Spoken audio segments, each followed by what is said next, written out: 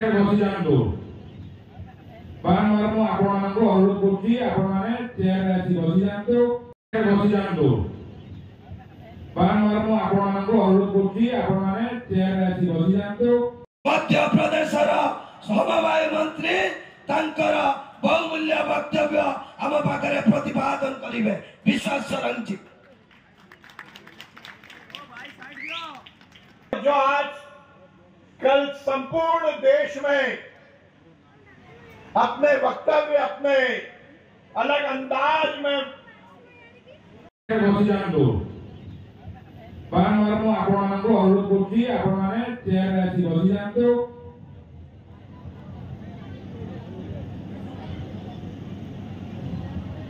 बर्तमान अनुरोध कर ईश्वर भाई को ईश्वर चंद्र बेहरा को से सभा को हमें प्रथम स्वर तरफर करताल स्वागत करवा आम पाखे जे अच्छी आम स्वर विकास फोरस विधायक प्रार्थी परशुराम धरा भाई को समस्त करताल स्वागत करवा आम